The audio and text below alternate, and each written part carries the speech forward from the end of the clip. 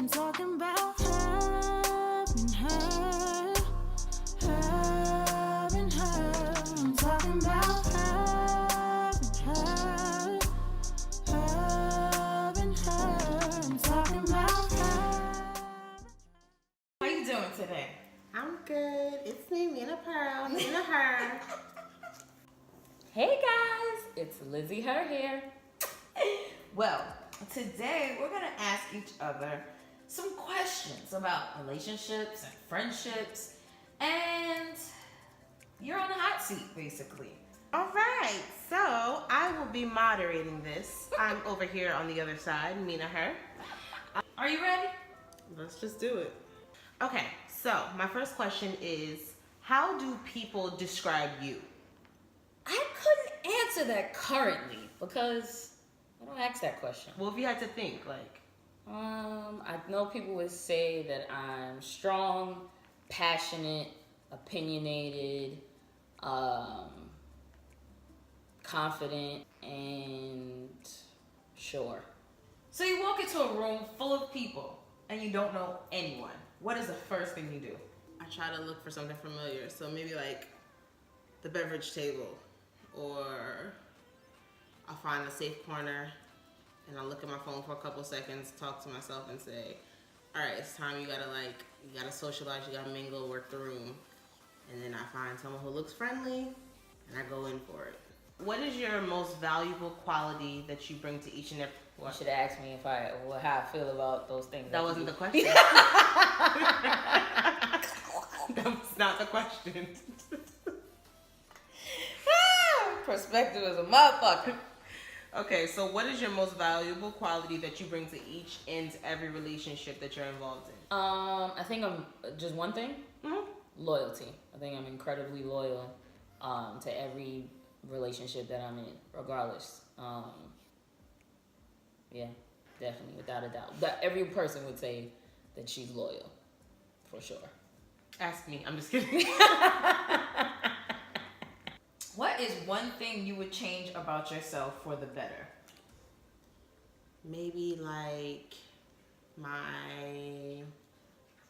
to have like no inhibitions, maybe like to just go for it, to not be so like laid back or chill all the time.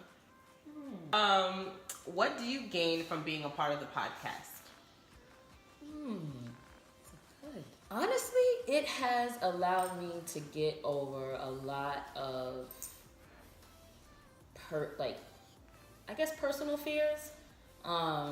Like just being okay in front of the camera, being okay with voicing my opinion and not feeling like, oh God, I don't want anybody to judge me about how I feel or think. So yeah, I think that's it for me. It allows me to like be free.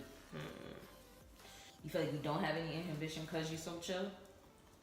Or you'd want more inhibition while being chill?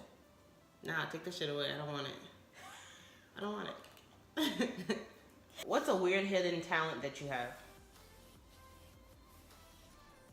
I don't know. I don't have a hidden talent. Hidden talent? I don't know. Hidden talent. I don't know. I have a hidden talent? I don't know. I wanted to know. I don't have a hidden talent. I don't know. Maybe it could be like, I think sometimes I say to myself, oh, I don't know how to do this. But I think secretly if I really figured it out. Oh, like sewings. Yeah, I guess. Like if somebody shows me like, okay, you do this, and if I practice it well enough, I can probably get better than them. Okay. All right. So your husband wants to join a swingers club for 12 hours or do a threesome with your best friend for 2 days. Which one do you do? We're at the club. At the swingers club? With the strangers? Wow. Not my best friend. It's not happening.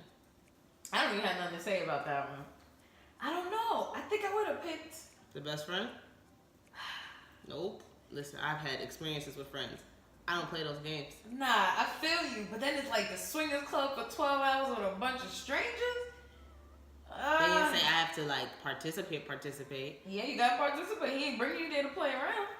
You gotta participate. What you think he was gonna do in a threesome? Look at each other? I heard a story of a girl. She went to a swingers club, and she literally said she like masturbated in her own little area, and everybody just watched her, and that was her experience at the sex club. I don't know why you didn't try her. That's crazy. Everyone gets tried at the swingers club. Everybody. You get that 2 tap on the shoulder, or they get that wink of the eye, and they ready for it. Oh, that's funny. Okay. So how do you feel that your upbringing had an effect on like the person that you are today? Woo! In a quick. Let me take a breather on that one. It's good, bad, and good, bad, and indifferent. To be honest, there's a lot of amazing qualities that I've learned, but I also know that there's just some things that you just can't avoid because they're embedded in who you are. Yeah, I can't. That question is too. I say, okay, so give me like 2 things that you took. It could be good or bad from the way you were raised, from your upbringing. I loved how my mother was always able to keep it together. Like, she was a woman who powered through all the time. She, whatever she needed to make happen, she's gonna figure it out. And I think that I definitely embody that. My dad, I love how my dad has, he took his limited education and became an entrepreneur. And I really like applaud him, and I definitely know that there's a lot about doing your own thing, moving in your own space that I value, and I think that I'm currently on that journey. So I love that about how I was raised as well. Okay. How essential is solid friendships to you at this point in your life?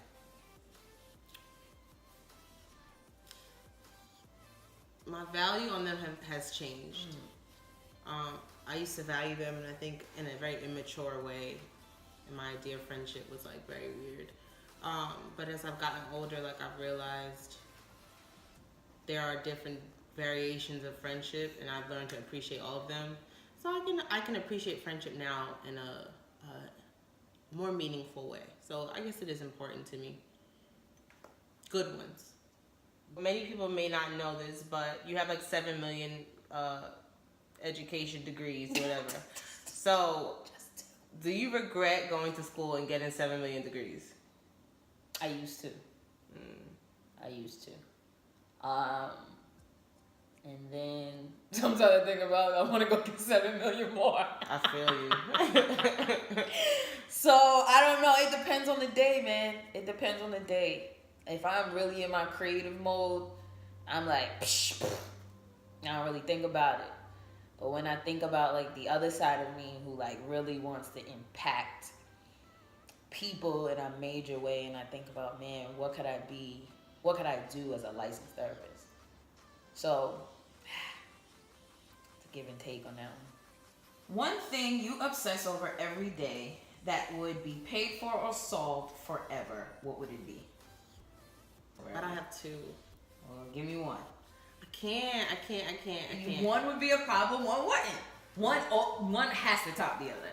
No, they both go neck and neck. Neck and neck. So, what are they? My hair and my clothes. Oh, I would pick. See, well, I can see why those both are. How you feel about both? I don't know. I feel like you're good with your hair. Even though you're obsessed, I feel like you're good at it. I would do the clothes. Because then I wouldn't have to think about it at all. And I could fuck with this because I know it. I don't know. You think so, but they both like drive me crazy. I feel you. Lastly, if there was one thing that you could share with me and other millennial men and women, what would it be? So it could be something that you learned throughout your growth and your experiences as a youth. Don't get caught up in what other people think you should be doing. For me, my parents came from third world countries. They were very lucky to be here and make something of themselves. So for them, education was huge. And even when I questioned it, didn't know what I wanted to do, I took a break from my bachelor's to my master's. I took a year off. And I honestly can say I did it because I know it would make my parents proud. I don't know if I really dug deep and thought about like, would I have even done that degree? Would I have done something else? Would I have waited? I don't know. But I'll say this much is, don't get caught up in what it looks like you should be doing. Do what makes you, like, when you do whatever you get up every day and can't stop thinking about. Like, it wakes you up out of your sleep. Do that, and do it the minute you know you like, the minute you realize that that's something you love, do it.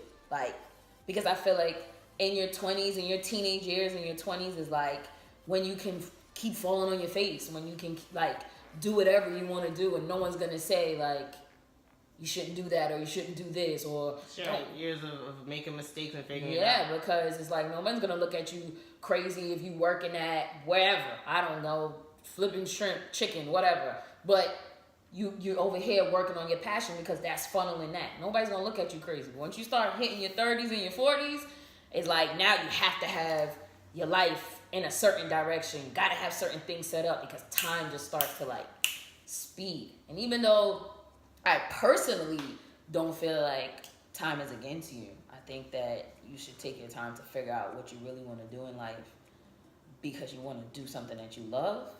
But don't get caught up in the, oh, I gotta go to school. Because I think there's only certain things in life that you need to go to school for.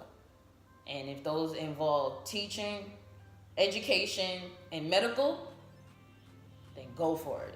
But anything outside of that, you don't need a degree to figure it out. Especially not now in this time. So I would say go for it. Go for whatever it is that you love. One reason you wouldn't get married. One reason I wouldn't get married. Let me think. Is this like a specific? Is this like a general thing of marriage that would make me like stray away from marriage, or like something about a person? One general thing about marriage that you'd be like, yeah, this is the reason why I wouldn't get married. I know you would, but I'm saying like there's one thing that like, oh, that right there makes me like feel crazy about it. I would say that it would be maybe the element of like your partner's mood and that like affecting like your mood and your relationship and how you feel and maybe like your emotions and that is like to have to deal with that all the time. I feel like, because I already felt that around like you or my friends, like if I feel like a shift, it just throws me off and then I go into my shell and I'm like, I don't want to talk. It's inevitable. Yeah. But that would be one thing. Yeah, it would be that. All right. Well, thank you so much. Well, that cuts it for all my questions. Thank you, Mina. See how this thing looks.